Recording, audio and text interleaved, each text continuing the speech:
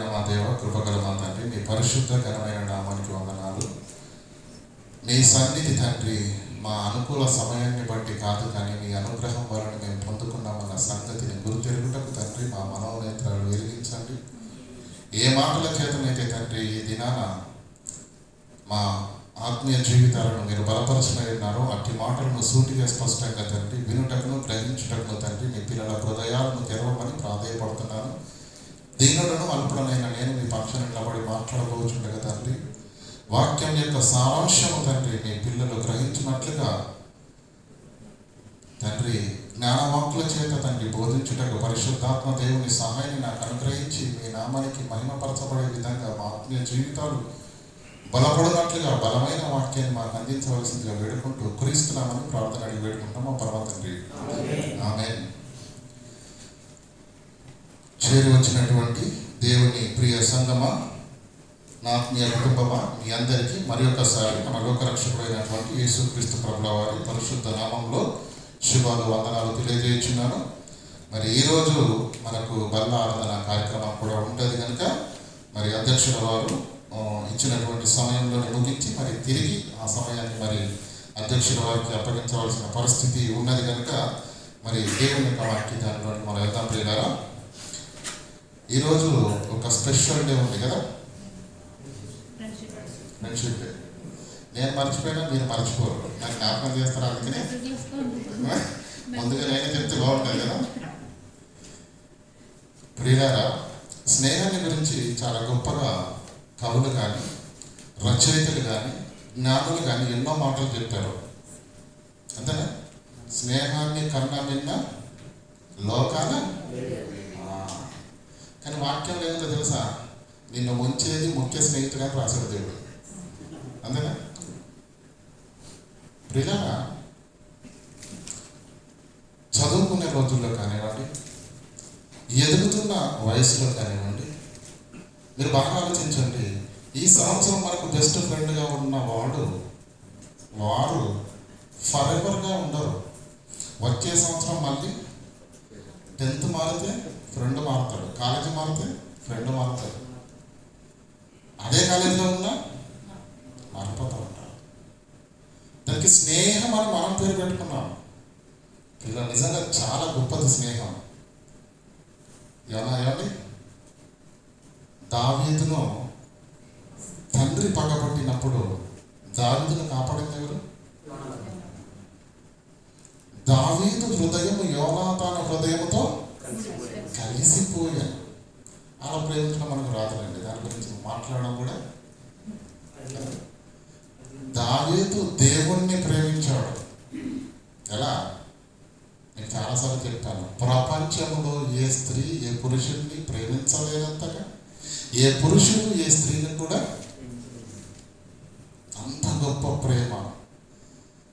కనుక ప్రియులారా, స్నేహం గొప్పది, కానీ స్నేహం అని అనుకుంటున్నది ఏదైతే ఉందో అది స్నేహం కాదు. ఈ రోజున్న సమాజంలో నిజమైన స్నేహితుడు ఏమండి యథార్థంగా హృదయపూర్వకంగా స్నేహం చేస్తే ఏం చేస్తాడు?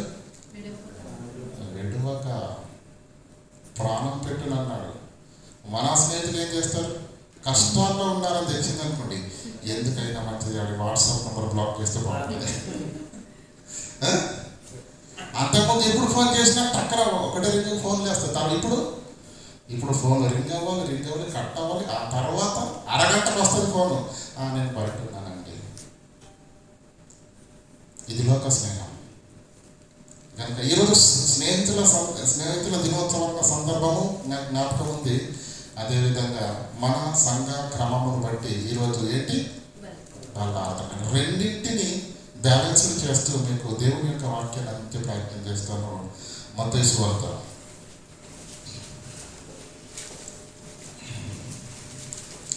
12:30.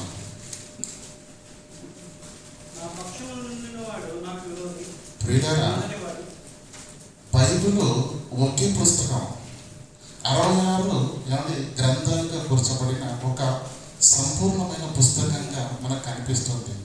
నువ్వు చచ్చేంత వరకు చదివిన ఇందులో జ్ఞానము తరగదు. చచ్చేంత వరకు చదివిన జ్ఞానము తరగదు. ఏముందండి మత్తయి సువార్త చిన్నప్పటి నుంచి 10 సార్లు 20 సార్లు 100 సార్లు చదివేశాం కదా అనుకుంటాం. కానీ ప్రియులారా, ఇప్పటికీ చదువుతున్న ప్రతిసారి ఏమండి దేవుడు నాకు ఏం చెప్తాడో తెలుసా? మూర్ఖుడా, గర్వపడకు, నాకు తెలిసింది అనుకోకు. ఎందుకంటే ఎప్పటికప్పుడు కొత్త సంగతులు, ఎప్పటికప్పుడు ఆశ్చర్యపోయే జ్ఞానాన్ని దేవుడు అందిస్తూ ఉన్నాడు. కాబట్టి నిత్య విద్యార్థులమే బైబిల్ దగ్గర ఉన్న సంగతిని అందరం గుర్తుంచుకుంటే దేవుని సంఘములో పరిచర్యలో ఎదుగుతూ మరి ముందుకు వెళ్ళే పరిస్థితి ఉంటుంది. ఈ స్థితి లేకపోయే ప్రియులారా, 4 మాటలు నేర్చుకునేసరికి చాలామంది ఇబ్బంది పడుతూ ఉంటారు కదా, మీకు అర్థమైపోయింది. కనుక దేవుని వాక్యము మహాజ్ఞానం, అది సముద్రపు గని లాంటిది, ఎంత తాగితే అంత వస్తూనే ఉంటుంది. ఇప్పుడు చదవండి మాట, నా పక్షమున ఉండని వాడు నాకు విరోధి. ఏంటండి? నా పక్షముగా ఉండని వాడు ఎవరైతే ఉన్నారో వారు ఎవరట? యేసుకు విరోధి. ఈ మాట ఎవరు చెప్పారు? సాక్షాత్తు యేసుక్రీస్తు ప్రభుల వారే చెప్పారు. అసలు యేసుక్రీస్తుకు శత్రువులు ఉంటారా? దూషించిన వారిని ఏమన్నా అన్నాడు? పిడిగుద్దులు గుద్దిన వారిని ఏమన్నా అన్నాడా? ముళ్ళ కిరీటం పెట్టిన వారిని ఏమన్నా అన్నాడా? బల్లెంతో పొడిచిన వారిని ఏమన్నా అన్నాడా? తన ప్రాణాలను తీయడానికి చూసిన ఆనాటి సమాజాన్ని ఏమన్నాడు తెలుసా? తండ్రి, వీరేమి చేయుచున్నారో వీరు ఎరుగరు కనుక వీరిని క్షమించుమని యేసు అన్నప్పుడు ఇంకా ఎవరుంటారు యేసుకు విరోధులు? తిట్టేవారిని క్షమించాడు, అంటే పిడిగుద్దులు గుద్దిన వారిని క్షమించాడు, ముళ్ళ కిరీటంతో ఎవడి కొరడాలతో కొట్టిన వారిని క్షమించాడు, ప్రాణాలను తీసిన వారిని, బంధంతో పొడిచిన వారిని కూడా క్షమించినప్పుడు ఇక శత్రువులుగా ఉండే అవకాశం ఎవరైనా ఉందండి? మీకు అర్థం కావడానికి చెప్తాను. మనకు శత్రువులు అని మనం ఎవరు ఎంచుతామండి? మనకు శత్రువులు ఎవరు చెప్పండి? మనం ఎవరిని శత్రువులుగా పరిగణ చేస్తాం చెప్పండి? మన కీడు కోరుకునే వాళ్ళు మనకు శత్రువులు, అంతే. మన మేలును చూసి ఓర్చుకోలేని వాళ్ళు శత్రువులు, మన ఎదుగుదలను చూసి తట్టుకోలేని వాళ్ళు శత్రువులు, మనం ఎదుగుతుంటే కాళ్ళు బట్టి వెనక్కి లాగేస్తూ ఉంటారు శత్రువులు. ఇలా వీరందరినీ మనము శత్రువులు అనుకుంటాం. కానీ యేసుక్రీస్తు నన్ను దూషించిన వారు నాకు విరోధి, నాకు శత్రువు అనలేదు. నన్ను హింసించిన వారు నాకు విరోధి, నాకు శత్రువు అనలేదు కదండి. దూషించిన వారిని అనలేదు, హింసించిన వారిని అనలేదు, యేసుక్రీస్తు ఆస్తిని లాక్కున్న వారిని అనలేదు మాట. యేసుక్రీస్తు యొక్క స్థానాన్ని, పదవిని లాక్కున్న వారిని అనలేదన్నమాట. ఇంతకీ యేసుక్రీస్తు ఎవరిని విరోధి అంటున్నాడు అంటే, ఈ మాట ఆలోచించడానికి ముందు మనకు ఒక మాట జ్ఞాపకం ఉండాలి. మరి ఏంటి? తన ప్రాణాలను తీయడానికి చూచిన వారిని కూడా క్షమించమన్న యేసుకు ఎవరో విరోధులు ఉన్నారట. అంటే తన ప్రాణాలను తీసిన వారినైనా క్షమిస్తాడేమో, కానీ నాకు విరోధి అన్నాడంటే ఇక వాడికి క్షమాపణ ఎవరు? వారు ఎవరు క్రీస్తుకు విరోధులు అవుతున్నారు? ఇది చాలా లోతుగా మన ఆత్మీయ జీవితాలను బలోపేతం చేయడానికి అవసరమైన ఆత్మీయ సందర్భం కనుక పిల్లలు చాలా జాగ్రత్తగా విందాం. మరలా, నా పక్షముగా ఉండని వాడు నాకు విరోధి. నా పక్షముగా ఉండని వాడు అన్నాడు అంటే ఆలోచిద్దాం. అంటే యేసు పక్షముగా ఉండటం అంటే ఏంటి? యేసు పక్షంగా ఉండకపోవడం అంటే ఏంటి? అర్థమవుతుందండి? యేసు పక్షంగా ఉండడం అంటే యేసు పక్షంగా ఉండకపోవడం అంటే ఏంటి? ఎవరిని విరోధం అన్నాడు? నా పక్షముగా ఉండని వాడు నాకు విరోధి. మీరేమనుకుంటున్నారు చెప్పండి? యేసు పక్షంగా ఉండని వారు ఎవరని మీరు అనుకుంటున్నారు? 850 కోట్లు సుమారుగా ప్రపంచ జనాభా అయితే 450 కోట్ల మంది యేసుక్రీస్తును నమ్ముకున్న వారే. మన ఆలోచన ఏంటంటే యేసును నమ్ముకున్న వారంతా యేసు పక్షాన ఉన్నారు, యేసును నమ్మని వారంతా ఎక్కడున్నారు?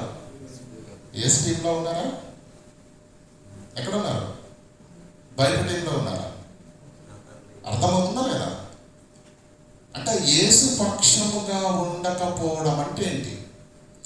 ఎవరిని యేసుక్రీస్తు విరోధులు అంటున్నాడంటే సింపుల్గా చెప్పాడు. ఏమని? నా పక్షముగా ఉండని వాడు నాకు విరోధి.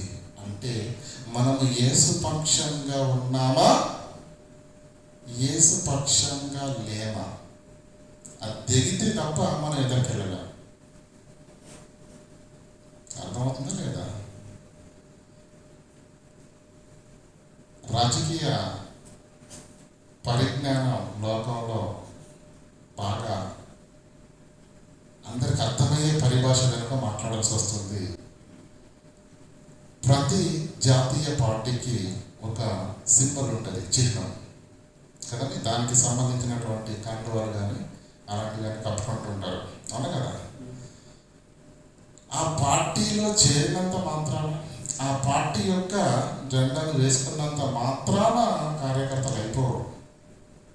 నిన్నటి వరకు ఈ పార్టీలో ఉండి ఏమండి మరోసారి దినాన టక్కన ఆ పార్టీలో తిరుగుతూ ఉంటారు. ఉన్నారు మీరా? నేను ఇక్కడే ఉన్నాను, నా వాడు అనుకున్నాను, నా పక్షంగా ఉన్నావు అనుకున్నాను. కట్ చేస్తే ఎక్కడున్నావు? అర్థమవుతుందా లేదా? అంటే ఉన్నంత మాత్రాన్నే మనవాడే అనుకోవడానికి వీలు లేదు.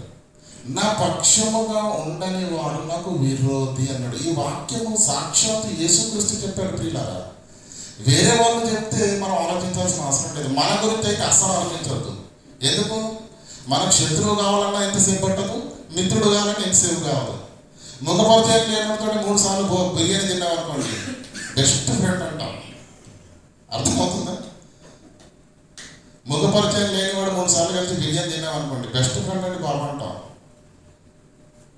ఎంతకాలం నుంచి మనం కలిసి ఉన్నా తప్పిదాన్ని బట్టి స్నేహితుడు ఏం చేస్తాడన్న గాయం చేస్తాడన్న.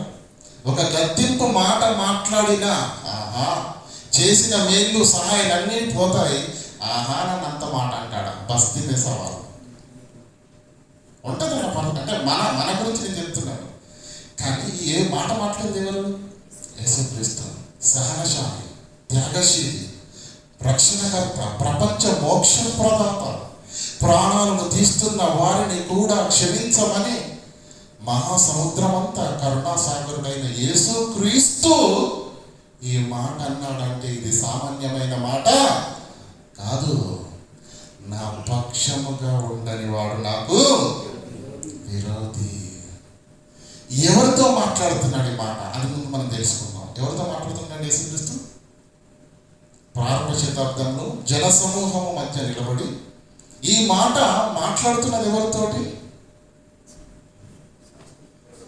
ఇశ్రాయేలులతోటి. ఎందుకంత ఆలోచిస్తున్నారు? శాస్త్రులు, పరిసయ్యులు, ఇశ్రాయేలులతోటి మాట మాట్లాడితే ఏమంటున్నట్టే, నా పక్షముగా ఉండని వాడు నాకు విరోధి. ఇశ్రాయేలీయులు ఎవరిని ఆరాధిస్తున్నారు చెప్పండి? ఇశ్రాయేలుల దేవుడు ఎవరు? ఆగిపోయారే కదా? మరి దానికి ఎందుకు? ఎల్కేజీ పిల్లవాడు చెప్పే మాటలు ఎందుకు కదా? యెహోవా పక్షముగా ఉన్నారంటే ఆటోమేటిక్గా యేసు పక్షాన ఉన్నట్టేనా కదా? ఉన్నట్టే. కానీ ఇక్కడ యేసుక్రీస్తు మాట్లాడుతున్న మాటలోని ఆంతర్యం ఏంటో మనకు అర్థం కావాలి ప్రియులారా. ఏమండి? ఏంటో మనకు అర్థం కావాలి. ఎందుకు అంటే ప్రియులారా, యేసును నమ్ముకున్న ప్రతి వారు యేసు పక్షమున ఉన్నట్టు నువ్వనుకుంటే సరిపోదు. ఆకాశము నుంచి నరులను పరిశీలించుచున్న ఆ దేవుడు అనుకోవాలి. ఇందాక మరి తమ్ముడు వాక్యాన్ని చదువుతున్నప్పుడు ఒక మాటను చదివాడు, మృతులైన నీవారు ఎవరు బ్రతుకుతారు? వాడు బ్రతకాలంటే క్రీస్తు వాడై ఉండాలి. మృతులైన వారందరూ బ్రతకరు, మృతులైన నీవారు. మృతులైన ఇండియా ప్రాంతంలో రాజకీయం యొక్క బలం ఎక్కువ కదండి. ఏదైనా పోలీస్ స్టేషన్కి వెళ్ళారనుకోండి అండి, మన తాలూకా మనకు తెలిసిన వాళ్ళని పట్టుకొని వెళ్తే ఎమ్మెల్యే గారు ఫోన్ చేస్తారు. ఏమంటాడు తెలుసా అండి? వీడు మనవాడే. ఏంటి ఈ మొక్క చెప్తే దాన్ని ఇచ్చిపెడతానండి బాబు. ఈ మొక్క ఈయన చెప్పాలి అంటే నువ్వేం చేయాలి? ఎంతకాలం పార్టీ జెండా వేయాలని బాబు? ఎన్ని మీటింగ్లకు వెళ్ళాలి? ఎంత కష్టపడాలి? ఈ ఊరికి అంటారేంటి మానవాడని. యేసుక్రీస్తు కూడా నిన్ను మట్టిలో పట్టుకున్న వారలారా నిండి అని యేసుక్రీస్తు నీతో చెప్పాలంటే మృతులైన నీ వారు మాత్రమే బ్రతుకుతారు. అలా అని 450 కోట్ల మంది క్రైస్తవులంతా లేస్తారని బైబిల్లో లేదు. ఇరుకు మార్గమున ప్రవేశించుటకు పోరాడండి.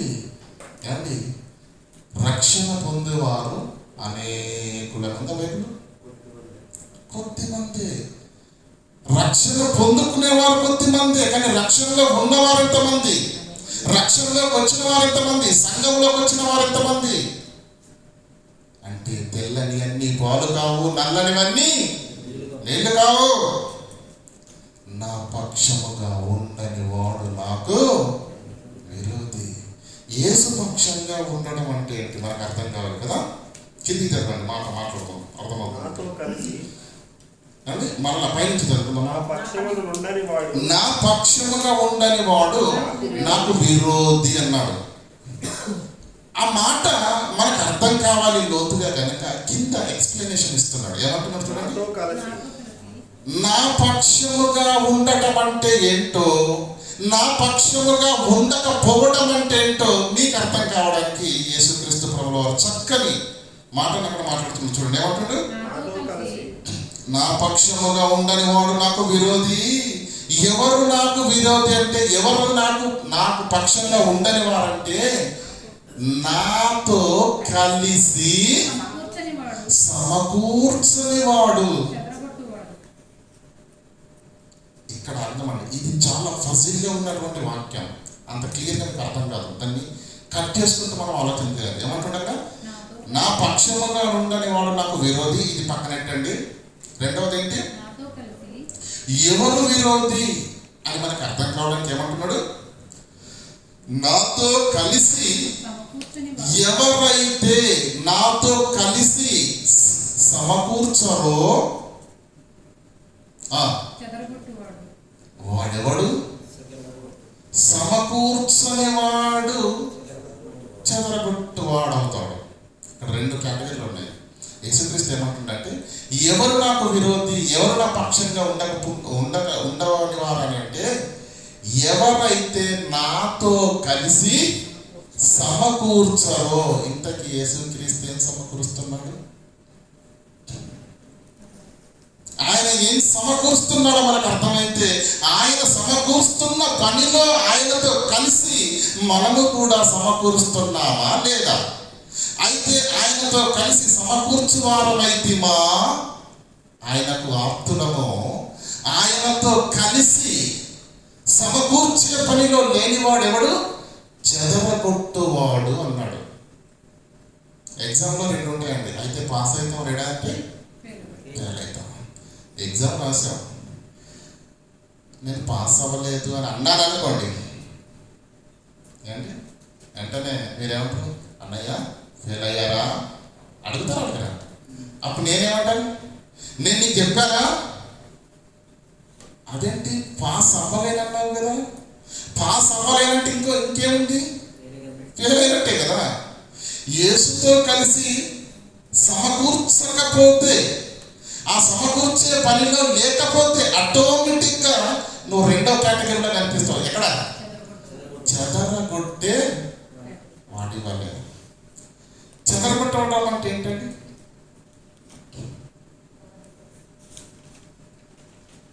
నీళ్ళ దగ్గరికి వెళ్ళండి, నిశ్చలంగా ఉన్న నీళ్ళ దగ్గరికి, లేదంటే బావిలో ఉన్న నీళ్ళ దగ్గరికి వెళ్ళండి, చిన్న గుడికిరాయి తీసుకోండి, విసిరేయండి. అప్పటి వరకు ప్రశాంతంగా ఉన్నటువంటి, అలజడి లేకుండా, కదలిక లేకుండా ఉన్నటువంటి ఆ నీటిలో ఏం జరుగుతుంది? అలలు చెదరగొట్టబడుతూ ఉంటాయి. చీమలు తెలుసు కదండి మనకు. చీమలు ఎంత చక్కగా క్రమంగా వెళ్తూ ఉంటాయి ఏమండి.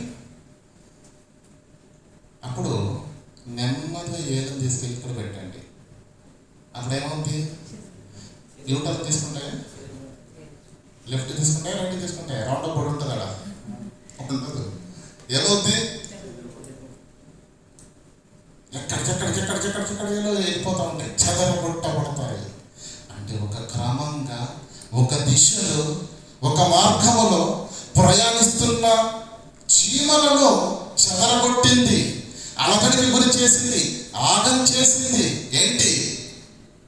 నీ యొక్క మన చిన్న వేలు పెడితే చాలు చీమలు చెదిరిపోతాయి. అర్థమవుతుందా? ఇక్కడ రెండు పదాలు ఉన్నాయి. ఒకటి సమకూర్చడము, రెండు చెదరగొట్టడం. యేసుక్రీస్తు అన్నాడు, నాతో కలిసి సమకూర్చనివాడు నా పక్షముగా ఉండని వాడు. ఇంతకీ ఏసేం సమకూరుస్తున్నాడు? సమకూరుస్తున్నారా? పోనీ మనం ఏమైనా సమకూరుస్తున్నామండి? సమకూరుస్తున్నామా లేదా? చెప్పండి, మీ లిస్ట్ చెప్పండి. ఇప్పుడు 15-20 ఏళ్ళు అయితే దుబాయ్కి వచ్చి, దుబాయ్లో ఉన్న డబ్బంతా ఏం చేసావు? సంపాదించేసాం. మనం ఏం చేస్తున్నాం ఆ డబ్బుతో? మన పిల్లల భవిష్యత్తు కొరకు భూములను, సంపదను, బంగారాన్ని, ఇండ్లను, ఆస్తులను సమకూరుస్తున్నాం. వాస్తవాన్ని ఒప్పుకోవాలి, లేదంటే కుదరదు. మరి నిజమా కాదు? అది మనమైతే సమకూరుస్తున్నాం మన పిల్లల భవిష్యత్తు కొరకు. ఆ సమకూర్చడం అనేది ఏమంటే కుర్చీలో కాళ్ళ మీద కాలేసుకుంటే ఆటోమేటిక్గా సమకూర్చబడుతున్నాయి మన పిల్లలకు ఆస్తులు, మన పిల్లలకు బంగారం, వాళ్ళ భవిష్యత్తు, వాళ్ళ చదువులు, వాళ్ళ తిండి, వాళ్ళకు సకల సౌకర్యాలు సమకూర్చబడుతున్నాయి. అంటే ఇక్కడ మన శరీరము ఏమంటే ఎంత నలిగిపోతుంది, ఎంత చెమట కార్చబడుతుంది, ఎంత ప్రయాసపడితే. అంటే కొన్ని సందర్భాల్లో ఒంట్లో జ్వరం ఉంటుంది, కాలిపోయేంత జ్వరం. డ్యూటీకి వస్తూ ఉంటారు. ఎందుకు వచ్చేవారు అంటే ఈరోజు ఒక్కరోజు లేకపోతే 2 కట్ అయిపోతాయి. కుటుంబం, పిల్లల బాధ్యత, ఆర్థిక పరిస్థితులు, వీటన్నింటిని మనసులో పెట్టుకొని నా పిల్లల కొరకు ఏదో సంపాదించాలి, ఏదో సమకూర్చాలి, వారి జీవితం నిలబెట్టాలని ఒక ప్రక్క ఆరోగ్యం బాగా లేకపోతున్నా, ఒక ప్రక్క ఆరోగ్యం క్షీణిస్తున్నా పట్టించుకోకుండా పిల్లల మీద ప్రేమతోటి పరుగులెడుతున్నావే. పిల్లల కోసం ఇంత కష్టపడితేనే ఇంత చదువు, ఇంత ఆస్తి, ఇంత చక్కని జీవితం నిలబడుతుంది. ఊరికే రాదు పిల్లలకు. అవునా కదా? తల్లిదండ్రులుగా మనం ఎంత కష్టపడితే పిల్లల జీవితాల్లో కొన్ని వస్తువులు సమకూర్చబడుతున్నాయో మనకు బాగా తెలుసు. ఇంతకు యేసు ఏం సమకూర్చాడు? ఆయన ఏం సమకూర్చాడో ఆ సమకూర్చే పనిలో ఆయనతో కలిసి లేనివాడే ఆయన పక్షంగా ఉండని వాడు. అర్థమవుతుందా? చూద్దాం యేసుక్రీస్తు ఏం సమకూర్చాడు చూద్దాం ఒకసారి. యోహాను సువార్త 11వ అధ్యాయము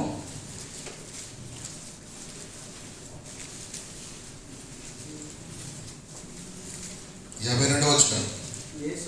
యేసు ఆ జనము కొరకు మాత్రమే కాక చెదిరిపోయిన దేవుని పిల్లలైన వారు భూమి మీద ఆదాము మొదలుకొని ఈ భూమి మీద పుట్టుకొస్తున్న ప్రపంచంలోని ప్రతి మనిషి దేవుని కుమారుడే. ప్రతి మనిషి దేవుడు పంపగా ఈ లోకానికి వచ్చిన వాడే. నరులారా తిరిగి రండని దేవుడు పంపించిన వారే, అవునా కాదా? కానీ భూమి మీదకి వచ్చినటువంటి మనుష్యులు కారణాలు ఏవైనా వర్గాలుగా, ప్రాంతాలుగా, మతాలుగా జీవం గల జన్మనిచ్చిన దేవుణ్ణి మరిచిపోయి ఆయా స్థితిల్లో ఆయా పరిస్థితుల మధ్య బందీలైపోయారు, చెదిరిపోయారు. నిజ దేవుణ్ణి తండ్రిని కనుగొనలేని స్థితిలో వారు ఉన్నారు. అయితే అలా ఉన్నటువంటి వారందరూ మరలా చదవండి. యేసు ఆ జన్మ కొరకును ఆ జన్మ కొరకు మాత్రమే కాక చెదిరిపోయిన దేవుని పిల్లలను ఏకముగా సమకూర్చుటకు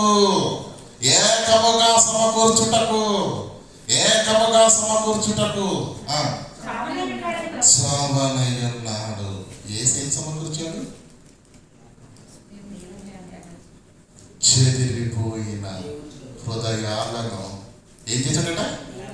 దేవుని కొరకు సమకూర్చాడు. సంఘముగా ఏం చేశాడు? చెదిరిపోయిన దేవుని పిల్లలను సమకూర్చాడు, సంఘముగా కట్టాడు.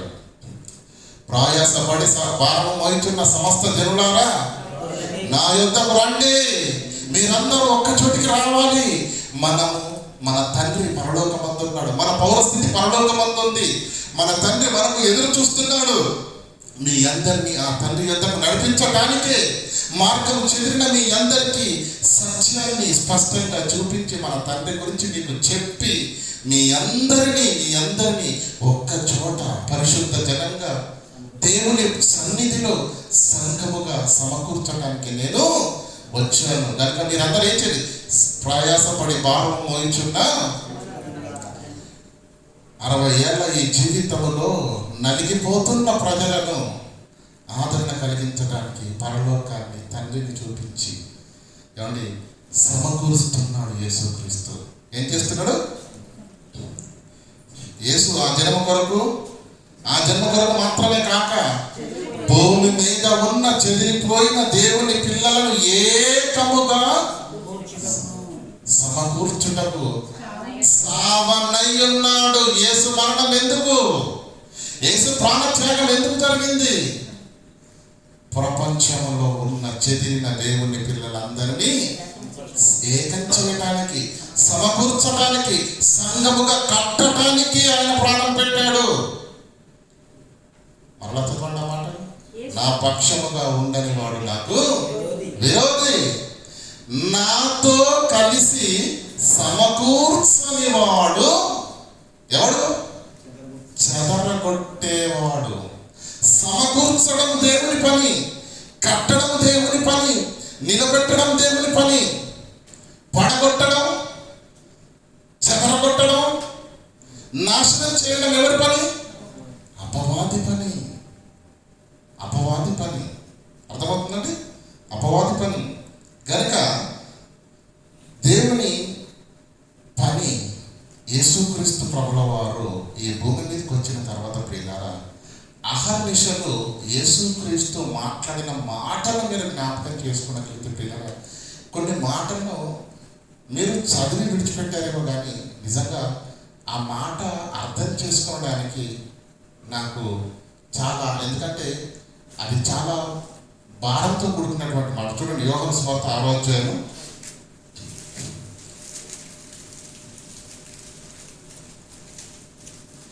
38. నా ఇష్టమును నెరవేర్చుకొనుటకు నేను రాలేదు. నన్ను పంపిన వాని చిత్తము నెరవేర్చుటకే. అంటే జీవితాంతం యేసు జీవితంలో, యేసు స్కెడ్యూల్లో ఆయన ఇష్టాలు, ఆయన పనులు అంటూ ఏమీ లేవు. మన జీవితంలో, మన షెడ్యూల్లో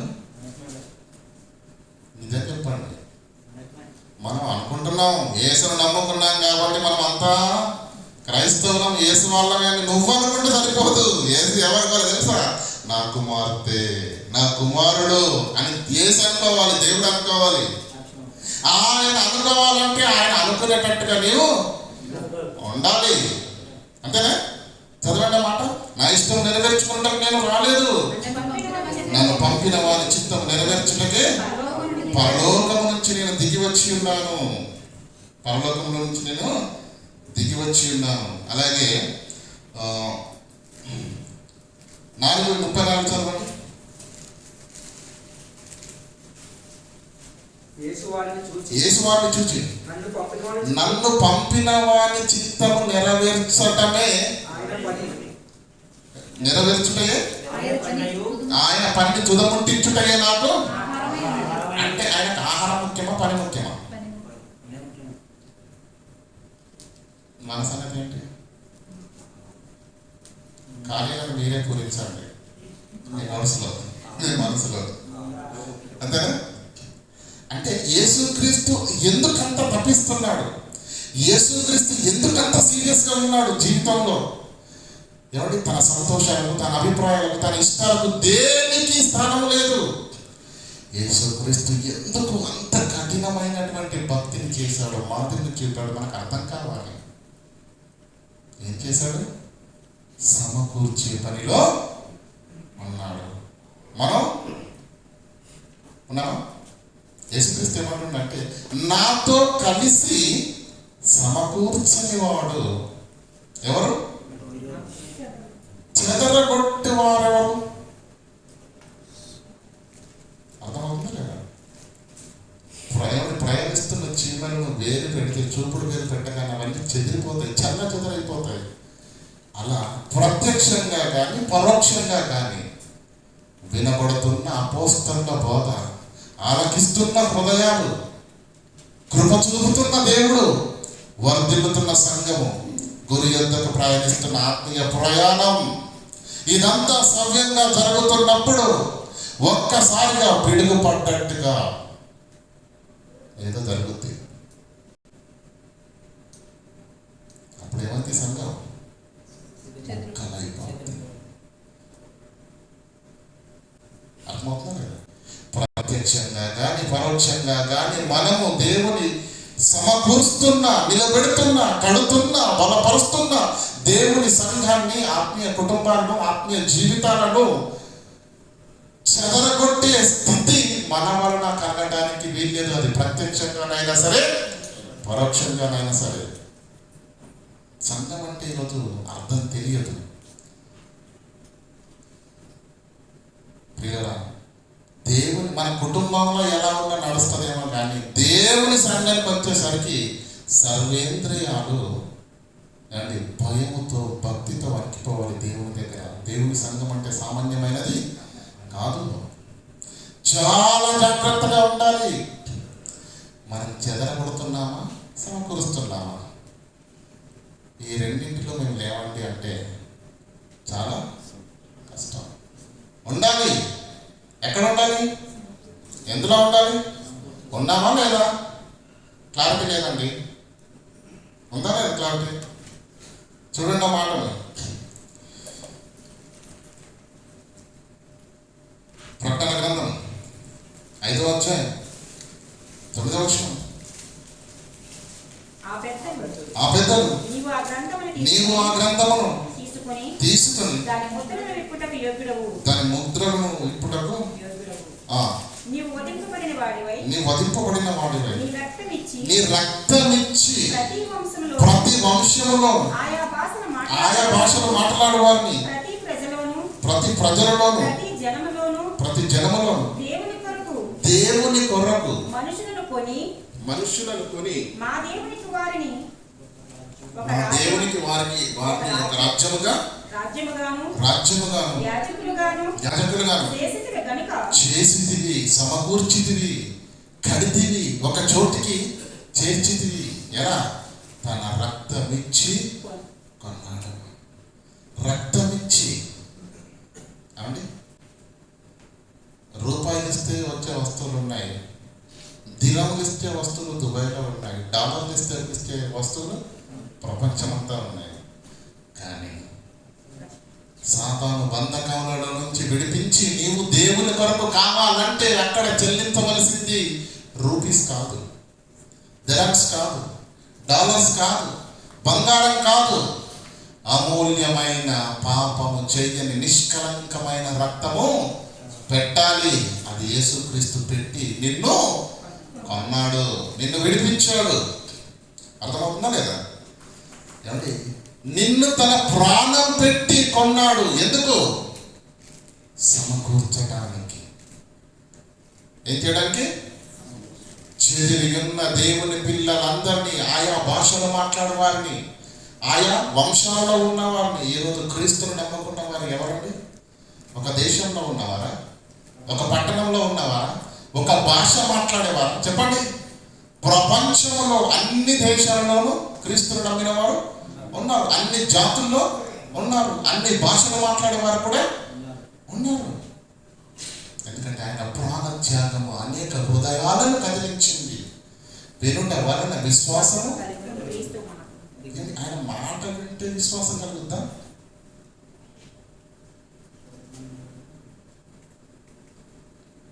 కృప చూపించేవాడు దేవుడు, ఆకర్షించేవాడు దేవుడు. ఈ మాట కూడా ఎవరిది? నీ మాట కాదు, నా మాట కాదు. వినుట క్రీస్తుని గురించిన మాట వలన ఏం జరుగుతుందండి?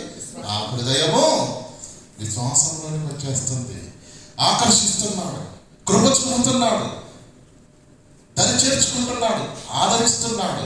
ఇలా యేసుక్రీస్తు భూమి మీద ఉన్నప్పుడు సమకూర్చే పనిలోనే ఉన్నాడు. పరలోకానికి వెళ్ళినా ఇంకేం చేస్తున్నాడు? ఎవరినో నశింపవలనదని నిశ్చయింపక అంతటను అందరినో మారు మనసు పొందాలని దేవుని కోపానికి అడ్డుగా నిలబడి మనకు ప్రతిసారి ఒక అవకాశాన్ని ఇచ్చి ఇంకా బ్రతికింప చేస్తున్నది. ఎందుకో తెలుసా? ఎందుకు? నువ్వు దేవునికి కావాలని, నిన్ను సమకూర్చాలని, నిన్ను నిలబెట్టాలని. నువ్వేం చేస్తున్నావు? అవకాశము దేవుడిస్తే దాన్ని అలసుగా తీసుకుని మార్పు లేదు, ఎదుగుదల లేదు, నీ ఇష్టానుసారంగా ఇంకా బ్రతుకుతూనే ఉన్నావు. కనుక ప్రియులారా, అది మన జీవితాలకు ఎంత మాత్రం క్షేమకరము కాదు. 6వ అధ్యాయం 27వ వచనం చూడండి ఒకసారి. ఏమిటి సమకూర్చడం అనగానే మీరు ఇక్కడ ఒక మాటను ఆలోచించండి. సమకూర్చడం అంటే ఏంటి? లోకములో ఉన్న వారిని సంఘంగా దేవునిలోకి నడిపించడమే. అంతేనా కదా? అంతేనా కదా? కానీ ఈరోజు అనేకులు సమకూరుస్తున్నారు. ఎవరి చిన్న సంఘంగా ప్రారంభించి 4, 3, 5, 10 మంది దగ్గర ప్రారంభించి కట్ చేస్తే సంవత్సరంలోనే 1000 మంది అవుతారు, 500 మంది, 1000 మంది, 2000 మంది విశ్వాసాలు అవుతారు. అవుతారా? కూడా వాళ్ళు కూడా సమకూరుస్తున్నారు. ఆ సమకూర్చడం, ఈ సంవత్సరం సమకూర్చడం 2 ఒకటి కాదు. ఆ 2 ఒకటి కాదు. ఎందుకంటే 66 పుస్తకాల్లో ఉన్న అపోస్తలుల బోధను ప్రకటిస్తూ, పరలోకాన్ని చూపుతూ, సత్క్రియలని ఔదార్యము కలిగిన వారముగా లేఖనానుసారమైన జీవితాన్ని జీవిస్తూ పరలోకానికి నడిపించాలన్న ఈ బోధ ఎక్కడ? కష్టాలు పోతాయి, కన్నీళ్లు పోతాయి, ఆశలు, ప్రలోభాలు. ఈ 60 ఏళ్ళ జీవితంలో నీకేదో మేలు కలుగుతుంది, ఉద్యోగం వస్తుంది, పిల్లలు పుడతారు, ఆశలు, ప్రలోభాలు చూపిస్తూ వారిని ఒక మాయలో, ఒక మత్తులో ఉంచి సమకూరుస్తున్న ఆ బోధ ఎక్కడ? ఈ 2 సమకూర్పులు ఒకటి కావు. ఈ 2 సమకూర్పులు ఒకటి కావు. చూడండి ఒకసారి ఎందుకు ఈ మాట మాట్లాడుతున్నట్టు. యేసుక్రీస్తు మాట్లాడే మాట యోహాను సువార్త 6వ అధ్యాయం 25వ వచనం.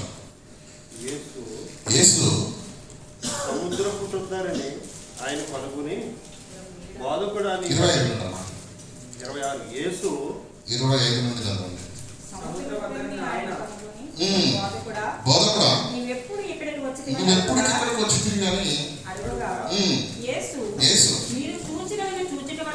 బాగా ఆలోచించండి. యేసుక్రీస్తు ఒక చోటు వెళ్ళిపోయాడు. ఓకేనా? సముద్రపు అద్దరుగా ఉన్నాడు. అయితే జనాలను యేసుక్రీస్తుని వెతుక్కుంటూ జనాలు వచ్చేసారు. అప్పుడు యేసుక్రీస్తు దగ్గరికి వచ్చి వాళ్ళు ఏమంటున్నారు? ప్రభువా, బోధకుడా, నువ్వు ఎప్పుడు ఎక్కడికి వచ్చావు మాకు ఒక మాట చెప్పాలి కదా, మేము కంగారు పడిపోతున్నాం. మా మోదకుడు ఎక్కడ వెళ్ళాడని. అప్పుడు యేసుక్రీస్తు ఏమన్నాడు? యేసు అబ్బా ఎంత ప్రేమ నేనంటే మీకు. నన్ను వెతుకుతున్నారా? నా కొరకు ఆరాటపడుతున్నారా? యేసును వెతుకుతున్నవారు, యేసు కొరకు ఆరాటపడుతున్న వాళ్ళంతా యేసు క్షేమాన్ని కోరుకుంటున్న వారు అవునా కాదా? యేసుక్రీస్తు ఉన్నవారా కాదా? ఆయన పక్షముగా ఉన్నవారా కాదా వాళ్ళంతా? యేసు ఏం చెప్తున్నాడు చూడండి. యేసు మీరు నన్ను ఎందుకు వెతుకుతున్నారు? నన్ను ఎందుకు వెంబడిస్తున్నారు? ఈ ప్రేమ ఎందుకు కొలకపోస్తున్నారో తెలుసా? ఏమంటున్నాడు చూడండి. మీరు సూచనలు చూచుట వలన కాదు, వాక్యం వినుట వలన కాదు, క్రీస్తు బోధను వినుట వలన కాదు. మీరు ఎందుకు వస్తున్నారు? రొట్టెలను భుజించి తృప్తి పొందుట వలననే నన్ను వెతుకుచున్నారు తప్ప నీవే నిత్య జీవం మాటలు గలవాడు ప్రభువా, నీ మాటల వలన మా నిత్య జీవానికి మేము వెళ్ళగలము అని, నీ మాటలు మాకు అవసరమని, నీ బోధ మాకు అవసరమని యేసుక్రీస్తును బోధ కొరకు ఆయనను వెంబడించిన వారు ఆ దినాన లేరు. ఎందుకు వెంబడిస్తున్నారంట వీళ్ళు? రొట్టెల గురించి తృప్తి పొందటం వలన నన్ను మీరు వెతుకుచున్నారు అని యేసుక్రీస్తు ఏమన్నాడు? మీతో నిశ్చయంగా చెబుతున్నాను, మొహమాటం లేదు. క్షయమైన ఆహారం కొరకు కాదయ్యా నువ్వు కష్టపడవలసింది, నువ్వు ఆరాటపడవలసింది, నువ్వు ఆయాసపడవలసింది, నువ్వు వెతకవలసింది అక్షయమైన ఆహారం, నిత్య జీవాన్ని ప్రసాదించే జీవాహారం కొరకు. ఇలా పరిగెత్తగలవా? ఇలా ప్రయాసపడగలవా? వాక్యం వినడానికి వెళ్తారండి, సముద్ర భద్రంలోకి వెళ్ళమంటే వెళ్తారు ఇల్లు. కానీ ఎందుకు వచ్చారట? రొట్టెల మీద ప్రేమతో వచ్చారట. ఇది మీటింగ్కి వచ్చే టైం కాదు, ఈటింగ్కి వచ్చే టైపు. అలాంటి వారిని యేసుక్రీస్తు ఏమన్నాడు? క్షయమైన ఆహారం కొరకు కష్టపడకండి. అది ఎవరైనా పెడతారు, కష్టపడితే నువ్వు కూడా సంపాదించుకోగలవు. కానీ పరలోకములో నుంచి దిగి వచ్చిన జీవాహారం, అక్షయ ఆహారాన్ని మనుష్య కుమారుడనైన నేను మాత్రమే మీకు ఇవ్వగలను కనుక అక్షయమైన ఆహారము సంపాదించుకొనుటకు మీరు కష్టపడండి. మనుష్య కుమారుడు దాన్ని మీకు మాకు వద్దు ప్రభువా, మాకు ఉద్యోగం కావాలి ప్రభువా, మా అమ్మాయికి పెళ్లి కావట్లేదు, దాని సంగతి ఏంటో చూడు, అబ్బాయికి అమ్మాయి దొరకట్లేదు, ఆ సంగతి ఏంటో చూడండి, 2 సంవత్సరాలు అయినా పిల్లలు లేరు. మంచిదే, నేను కాదనట్లేదు, కానీ అది ఖచ్చితంగా దేవుడు ఇస్తాడండి బాబు. నీ పిల్లలు అడిగితేనే ఇస్తున్నావు చెప్పు. వాళ్ళకు దుస్తులు కావాలని, వారికి ఆహారం కావాలని, వారికి ఏమంటే మంచి సౌకర్యాలు కావాలని వారు నోరు విడిచి అడిగితేనే చేస్తున్నావా ఒక తల్లిగా, ఒక తండ్రిగా? అది నీ బాధ్యత కదా. నీకే ఇంత బాధ్యత ఉన్నప్పుడు జీవాన్ని, ఆయుష్ను ప్రకృతి మనకు ప్రసాదించి ఈ లోకానికి పంపిన కన్న తండ్రికి బాధ్యత లేదా? ఉంది. అది నువ్వు గుర్తు చేయవలసిన అవసరం అంతకన్నా లేదు. మీరు అడగక మునిపే సమస్తాన్ని ఇచ్చిన దేవుడు మీకు కావలసిన ప్రతి దాన్ని కూడా దేవుడు మీకు ఇస్తాడు. కానీ ఆయన మనసు ఎరగండి, ఆయన ఆలోచన ఎరగండి. ఏమన్నాడు? మొదట ఆయన రాజ్యమును, నీతిని మీరు మొదట అది చెయ్యండి, మిగతా నీకేం కావాలో నేను చూసుకుంటాను అన్నాడు దేవుడు. మాకు అది కుదరదు ప్రభు. నీ రాజ్యము, నీ నీతి తర్వాత ప్రభు. మా సంగతులు ఏంటో ఇవి ఉన్నాయి చూడండి, ఆలోచించండి ప్రియారా. క్రీస్తును నమ్ముకున్న వారంతా క్రీస్తు పక్షాన ఉన్నట్టు కాదు. అలా వచ్చిన వారిని బోధ కొరకు వచ్చిన వారు కాదు, క్రీస్తు మాటలు వినడానికి వచ్చిన వాళ్ళు కాదు, వాళ్ళు పరలోకం వెళ్ళటానికి భక్తి చేస్తున్న వాళ్ళు కాదు. అలాంటి వారిని ఏసేమన్నాడు తెలుసా? ఏమన్నాడు? మీరు కేవలం రొట్టె ముక్కల కోసం నన్ను వెంబడిస్తున్నారు నిశ్చయంగా చెప్పాడు. ఈ మాటలు కానీ వాళ్ళు ఏమన్నారండి? ఏమన్నారు? 60వ వచనం, 60 మాటలు, 60వ వచనం. ఈ మాట విని, ఇది కఠినమైన మాట, ఇది ఎవడైనా కానీ ఇంత మాట అంటావా యేసు? చెప్పుకోండి. యేసు తన శిష్యులు దీని గురించి చదువుకుంటున్నారని తెలిసి 60వ వచనం, అప్పటి నుండి ఆయన శిష్యులు అనేకులు వెనక తీసి మరి ఎన్నడూ ఆయనను వెంబడింపలేదు. అంటే యేసుక్రీస్తు భూమి మీదకి ఎందుకు వచ్చాడండి? సమకూర్చడానికి. పరలోకంలో తండ్రి ఉన్నాడు. భూమి మీద ఉన్న పిల్లలైన మనమందరము దేవునికి కావాలని ఆ పలుకును పలికించడానికి, ఆ పిలుపును మనకు వినిపించడానికి వచ్చి ఎవరో తెలుసా అండి? పరలోక రాజ్యము సమీపించి ఉన్నది కనుక మారు మనసు పొందుండని మొట్టమొదటి మాట చెప్పాడండి. అంటే యేసు వచ్చింది ఎందుకు? మనందరినీ పరలోకానికి తీసుకెళ్ళడానికి. ఆ పరలోకానికి వెళ్ళడానికి మీరందరూ నడుము కట్టుకోండి, సిద్ధపాటు కలిగి ఉండండి, మీ జీవితాలను మార్చుకోండి, మీ మనస్సులను మార్చుకోండి అని మొదటి పిలుపుగా యేసుక్రీస్తు పరలోక రాజ్యానికి మనం అందరం వెళ్ళాలి, మీరు సిద్ధపడండి అని చెప్తే పరలోకం అన్న పదమే లేదండి ఈరోజు క్రైస్తవ సమాజపు బోధనలో. పరలోకమా? దీవెనలు, ఆశీర్వాదాలు, ఆదరణ, కష్టాలు, కన్నీళ్ళు మీరు ఇవ్వండి, ఆకాశ వాకిళ్ళు ఇప్పుడు ఆయన ఇస్తాడు. క్రైస్తవ్య ప్రియులారా, మార్గం తప్పింది. క్రీస్తు వారమే అనుకుంటున్నారు మీరు, అనుకుంటున్నాం మనం. కానీ ఎవరు క్రీస్తు నందు ఉన్నారో ఇంకా మనం లోతుల్లోకి వెళ్ళి ఆలోచన చేద్దాం ప్రియులారా. అలాంటి వారిని యేసుక్రీస్తు ఏమన్నాడండి? హత్తుకున్నాడా? ఈ జనసమూహాన్ని హత్తుకున్నాడా? గద్దించాడా?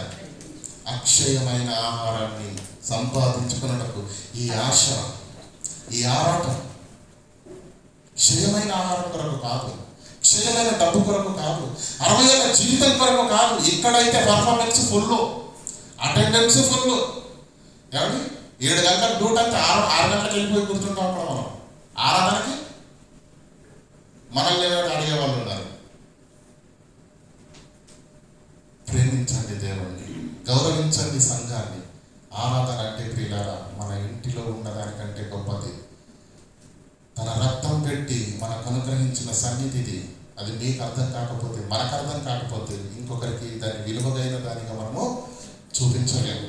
కనుక ప్రియులారా, మరి యేసుక్రీస్తు తను సమకూర్చే పనిలోనే ఉన్నాడు. ఆయన ఏ పనినైతే సమకూర్చాడో ఇంకా మనం ఆలోచన చేద్దాము. ఎఫెసీయులకు రాసిన పత్రిక 1వ అధ్యాయం 10వ వచనం.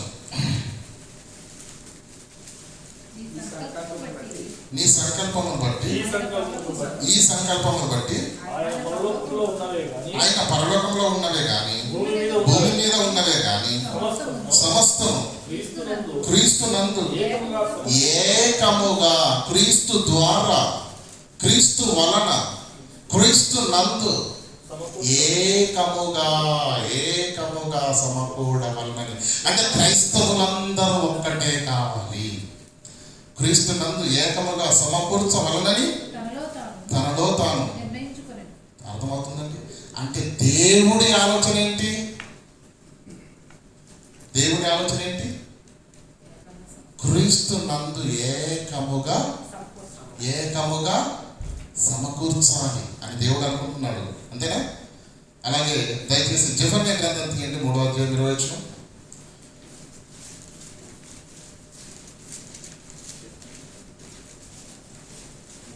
లేదంటే ఎహెచ్కేల్ గ్రంథం తీయండి దయచేసి. ఎహెచ్కేల్ గ్రంథం 28వ అధ్యాయం 25వ వచనం చదువుకుందాం.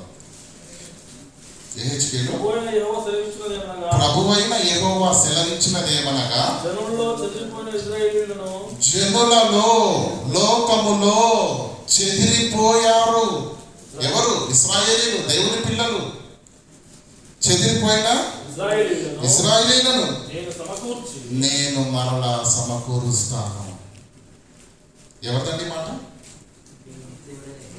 దేవుడైనా యెహోవా. ఆ తండ్రి ఏమంటున్నాడు చూడండి, 28, 25. జనులలో చెదిరిపోయిన ఇశ్రాయేలీయులను నేను సమకూర్చి నా పిల్లలందరూ నాకు కావాలి, నా పిల్లలందరూ నా యొద్దకు రావాలి. సంఘముగా, సమాజముగా, ఒక్కటిగా వాళ్ళు ఉండాలి. ఎందుకు? ప్రతి దినము ఈ వాక్యము చేత ఉదక స్నానం చేయబడుతూ, మార్చుకుంటూ, నేర్చుకుంటూ, సరిచేసుకుంటూ అనునిత్యము దేవునికి దగ్గరగా, దేవునికి ప్రియమైన వారిగా, దేవునికి పరిశుద్ధులుగా మారిపోవటానికి మనమందరము ఒక్క చోటకు రావాలి. మనం ఒక్క చోట సమకూర్చబడాలి. ఆ ఒక్క చోట దేవుని వాక్యం చేత ఉదక స్నానం చేయించబడాలి, గద్దించబడాలి, ఆదరించబడాలి, ప్రేమించబడాలి, ఏమండి సరిచేయబడాలి. సమకూర్చి జనుల సమక్షమున వారి మధ్య నన్ను నేను పరిశుద్ధపరచుకుందును. నా సేవకుడైన యాకోబును నీకు ఇచ్చిన దేశంలో వారు నివసించెదరు. ఏమండి అలాగే యేసుక్రీస్తు ఏం చేశాడని చదువుకున్న మంది ఇందాక, ప్రజలందరినీ సమకూర్చే పనిలో ఉన్నాడు. తండ్రి పనిలో ఉన్నాడు. చెదిరిపోయిన ఇశ్రాయేలీయులను సమకూర్చే పనిలో ఉన్నాడు. యేసు సమకూర్చే పనిలో ఉన్నాడు. తండ్రి అయిన దేవుడు సమకూర్చే పనిలో ఉన్నాడు. పరిశుద్ధాత్మ దేవుడు కూడా సమకూర్చవాడా, చెదరగొట్టేవాడా?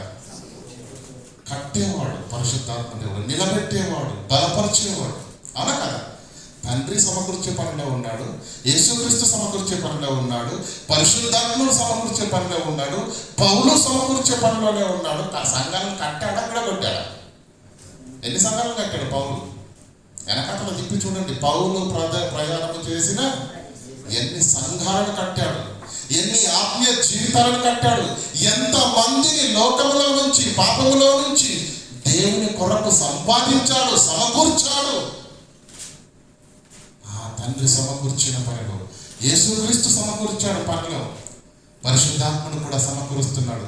పౌలు కూడా సమకూర్చాడు, పేతురు కూడా సమకూర్చాడు, అపోస్తలులందరూ కూడా సమకూర్చాడు. ఈ రోజు క్రీస్తు రక్తము చేత కడగబడి క్రైస్తవుడని పేరు పెట్టుకున్న నీవు కూడా ఆ యేసు చేసిన పనిలో ఆయనతో కలిసి నువ్వేం చేయాలి? సమకూర్చే పనిలో ఉండాలి. పనివాడిగా ఉండాలి. పనివాడే జీతములకు పనివాడి కాదు. ఏమండి, పెళ్ళి ఇంట్లో పెళ్లి జరుగుతుంది అనుకోండి, ఎలా ఉంటామండి? మన ఇంటి వాళ్ళు ఎలా ఉంటారండి? ఉదయాన్నే స్నానం చేసి నీట్గా కోట్ వేసుకుని ఉంటారా? పెళ్లి సమయం అయిపోతుంది, అక్షంతలు పడుతున్నా కూడా మొహం కట్టుకున్న తీరం ఉండదు. కారణం పని మనది. మనం నీట్గా స్నానం చేసి కోట్ వేసుకుని ఉండే పరిస్థితి అక్కడ ఉండదు. మనది అనుకుంటే అలా ఉంటుంది. కాబట్టి పని వారికి అతిథులకు చాలా డిఫరెంట్ ఉంటుంది. బయట నుంచి వచ్చే వాళ్ళు ఎలా ఉంటారండి? వాళ్ళు నీట్గా స్నానం చేసి, అతిథులు కనుక అతిథుల్లా వస్తారు, అతిథుల్లా కూర్చుంటారు, అతిథుల్లా వెళ్ళిపోతారు.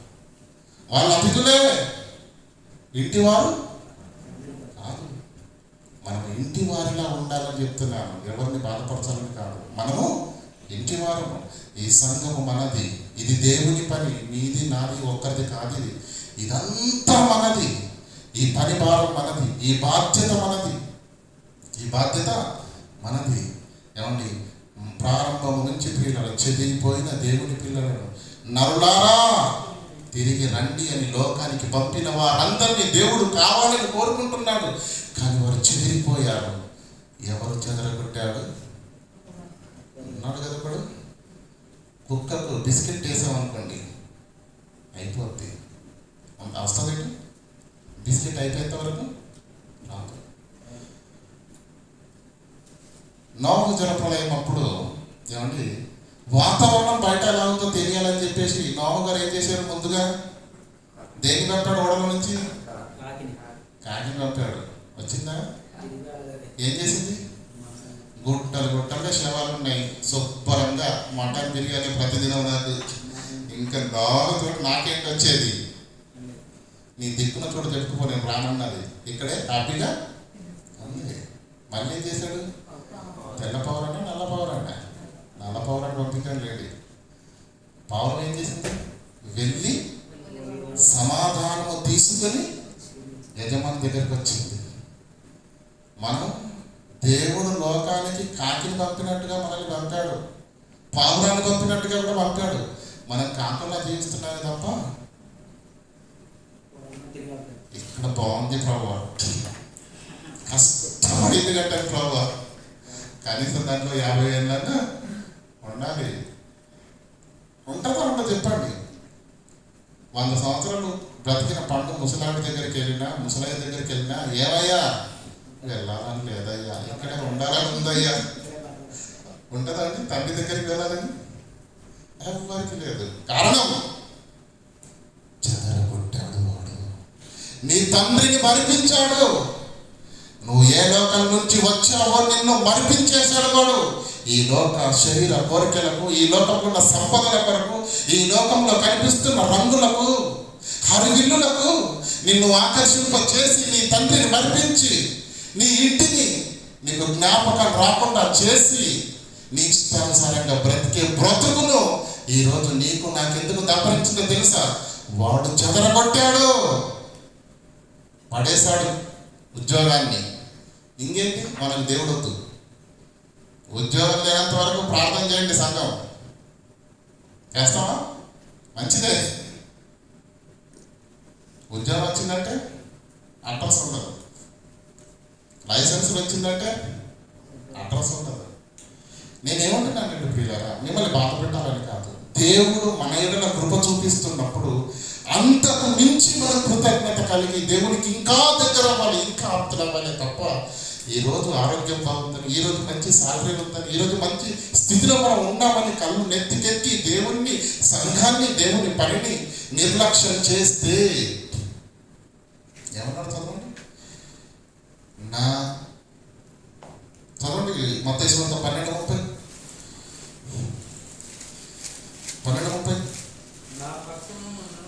నా పక్షంగా ఎవరైతే ఉండరో, నా పక్షంగా ఉండడం అంటే ఏంటో తెలుసా? కింద చెప్తున్నాడు చూడండి, నాతో కలిసి సమకూర్చాలి. నా తండ్రి కొరకు నేను ఆత్మని సమకూర్చే పనికి భూమి మీదకి వచ్చాను. నేను బ్రతికినంత కాలం సమకూర్చాను. నా బాధ్యతను శిక్షణకి ఇచ్చాను. వాళ్ళు ఏం చేశారు? ఇంట్లోకి వెళ్ళి వ్యవసాయం చేసుకుంటూ కూర్చున్నారా? బ్రతికినంత కాలం కూడా వాళ్ళు ఏం చేశారు? దేశాలు, ప్రాంతాలు, పల్లెలు, పట్టణాలకు వెళ్ళి అనేక హృదయాలను దేవుని కొరకు సంపాదించి దేవుని కొరకు నిలబెట్టారు. వాళ్ళు కూడా సమకూర్చే పనిలోనే ఉన్నారు. ఆత్మలను దేవుని కొరకు సమకూర్చే పనిలో దేవుడు ఉన్నాడు, యేసుక్రీస్తు ఉన్నాడు, పరిశుద్ధాత్ముడు ఉన్నాడు. అపోస్తలులు అందరూ, పౌలు, పేతురు, యోహాను, ఎవరి స్టెఫెను, అందరూ అనేకులను దేవుని కొరకు సమకూర్చే పనిలోనే ఉన్నారు. అయితే యేసు చేసిన ఆ పనిలో నువ్వెలా ఉండాలో తెలుసా? నాతో కలిసి అన్నాడు. అంటే యేసుక్రీస్తుతో ఎలా ఉండాలంటే మనం కలిసామంత యేసుక్రీస్తు. దావీదు హృదయము యోనాతాను హృదయముతో, మన హృదయం ఎవరితో కలిసిపోయింది? యేసుతో కలుస్తుందా? నిజం చెప్పండి, యేసుతో కలుస్తుందా? గర్భాన్ని పుట్టిన పిల్లలు ఉంటారు కదా, బిడ్డ కానీ కుమారుడు కానీ, చిన్నగా మాట్లాడుతున్నాను, పాట పాడడానికి ఎన్నిసార్లు ఉంటామన్నదండి? చెప్పండి 100 సార్లు వింటాం. ఎందుకు? బిడ్డ, కుమారుడు. అబ్బా విన్న ప్రతిసారి అమ్మ బాబాయ్ మొహం వెలిగిపోతా ఉంటుంది. దేవుని మాటలు రెండోసారి వింటామా? అప్పుడే గంట సేపు తల వాచిపోయింది అంతేనా? రెండోసారి వింటామా? ప్రేమించలేకపోతున్నాం దేవుణ్ణి. నిజం ప్రియులారా, మనం ప్రేమించిన వారు మాట్లాడితే ఎలా ఉంటుంది? టైము సరిపో, క్షణాలు సరిపో, గంటలు సరిపో, రాత్రి 1 గంట అయినా నిజమా కాదా? ఫోన్ కట్ అవ్వదు. ఇదేదో నెట్ కాల్ అవడం వల్ల బ్రతికిపోయామండి బాబు. అదే రీఛార్జ్ చేయించాల్సిన పరిస్థితి ఉంటే సాలరీలన్నీ అంటే వెళ్ళిపోయేదేమో కదా. అంటే మనకి ఇష్టమైన వారితో మనం ఎంతసేపు అయినా మాట్లాడగలుగుతున్నాం. కానీ 10 నిమిషాల కంటే ఒక ప్రార్థనలో ఉండలేకపోతున్నాం. ఒక అరగంట కంటే ఎక్కువ వాక్యం ఉండలేకపోతున్నాం. వారానికి నెలకు ఒక్కసారి అయినా ఒక్క రోజు కంటే ఎక్కువ నువ్వు సన్నిధిలో ఉండలేకపోతున్నావు. నువ్వు దేవుడిని ప్రేమిస్తున్నావా? నువ్వు దేవుని పక్షంగా ఉన్నావని దేవుడు అనుకుంటున్నాడా? ఆలోచించండి. ఇంకా ప్రియులారా, ఊపిరిలాగే క్షణం వరకు యేసుక్రీస్తు పడ్డ ఆరాటం, ఆయన నేను చేసిన పనిని చూస్తే ఏమన్నా తెలుసా అండి? చేయుటకు నీవు నాకే పని ఇచ్చావో తండ్రి, ఆ పని సంపూర్ణంగా నిర్ణయం ముగించాను. అప్పుడు యేసుక్రీస్తు ఏమన్నా తెలుసా అండి? అమ్మయ్యా, అప్పుడు విశ్రాంతి తీసుకున్నాడు. మనకు ఫుల్ విశ్రాంతి. కనుక ప్రియులారా, పనిలో సమకూర్చే పని చాలా ప్రాముఖ్యమైనది. ఆ పనిలో తండ్రి ఉన్నాడు, యేసుక్రీస్తు ఉన్నాడు, ఏమంటే పరిశుద్ధాత్ముడు ఉన్నాడు, అపోస్తలుడు ఉన్నారు, బోధకులుగా ఉన్నారు, ఏమంటే విశ్వాసులు ఉన్నారు, సువార్థికులు ఉన్నారు, విశ్వాసులైన అందరూ ఉండాలి. పని ఒక్కరిది కాదు. ఎవరైతే యేసుతో కలిసి సమకూర్చే పనిలో వారి బాధ్యత, వారి పాత్ర, వారి మాట, వారి జ్ఞానం, వారి సహకారం ఎవరిదైతే ఉండదో వారు యేసుక్రీస్తుతో కలిసి సమకూర్చే పనిలో వారు లేనట్టే. సమకూర్చే పనిలో లేని వాళ్ళందరూ ఎక్కడ ఉంటారు? చెదరగొట్టే వాడి బ్యాచ్లో ఉంటాడు. చెదరగొట్టేవాడు ఎవడు కదా? చెదరగొట్టే వాడి బ్యాచ్లో ఉన్నారంటే ఇంకా మనకు తెలియదండి బాబు, మనం అనుకోము, మనం మంచి వాళ్ళమే. కానీ వాక్యం ఏం చెప్తుందో తెలుసా అండి? రోమపత్రిక 7:18 చదవండి.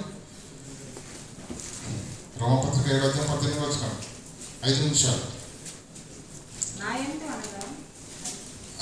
ఇది ఇలాగే ఉంచండి.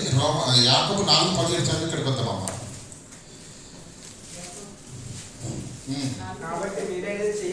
మేలైనది చెయ్య నెరిగియు.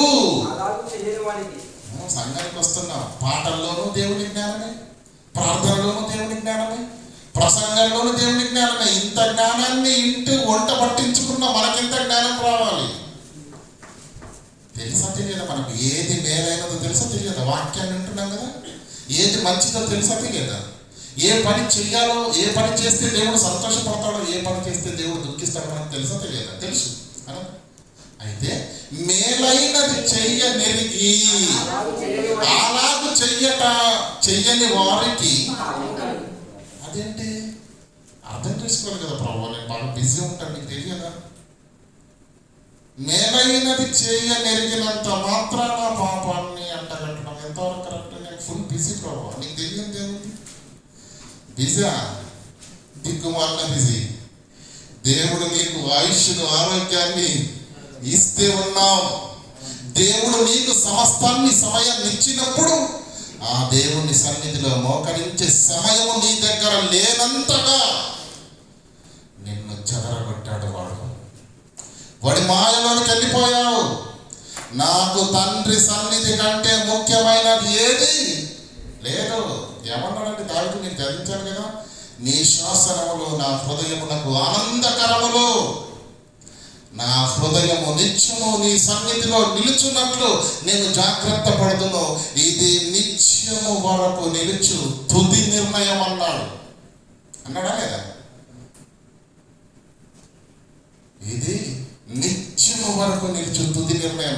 ఈ నిర్ణయం ఫైనల్, దీంట్లో మార్పు లేదు. ప్రాణాలు పైన మారే ప్రసక్తే.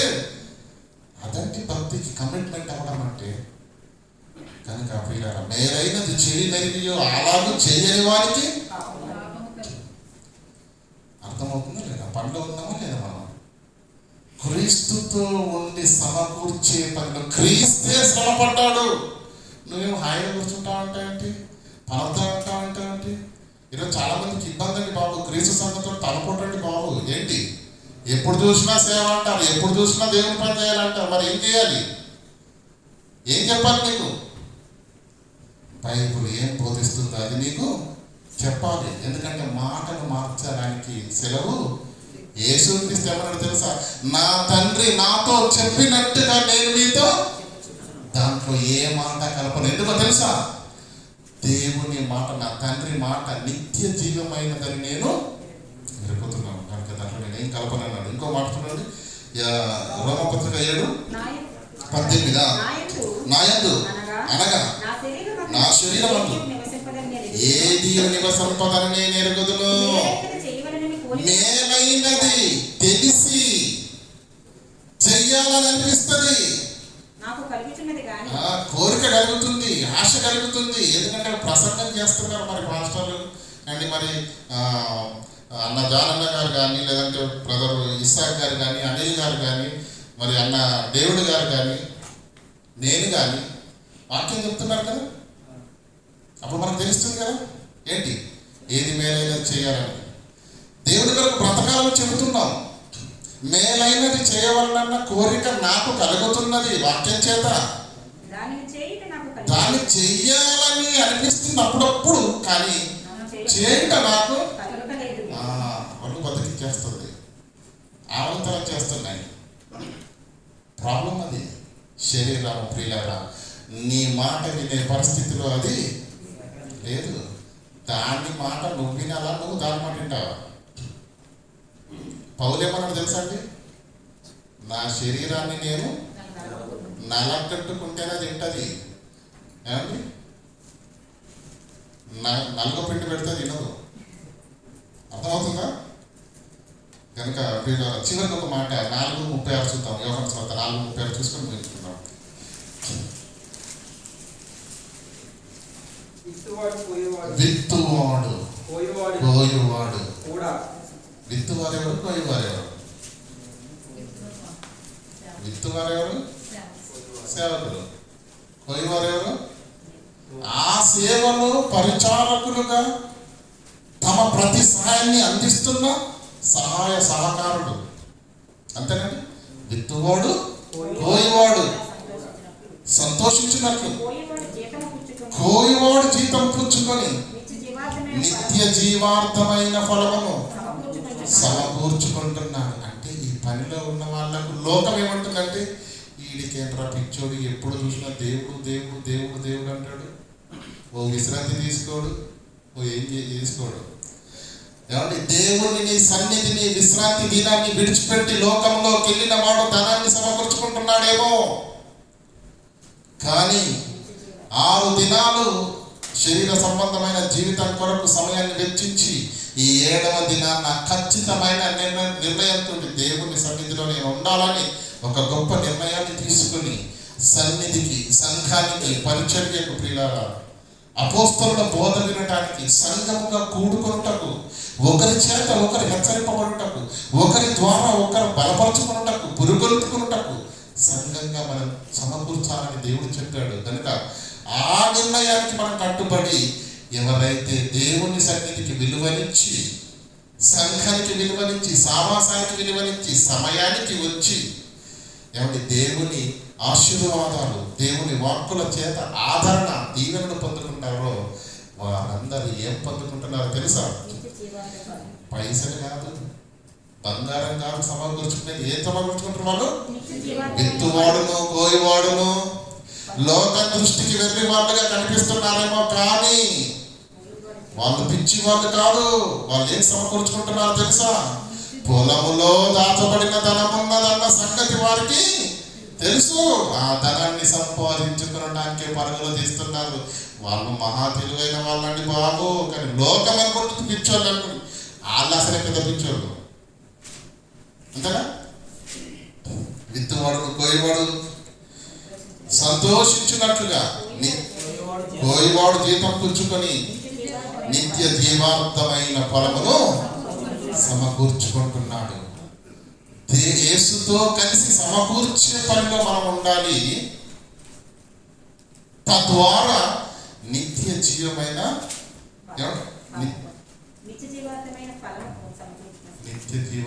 ఫలమును మనము సమకూర్చుకోవాలి. చివరిగా యోహాను 15:15 చదివి ముగించుకుందాం.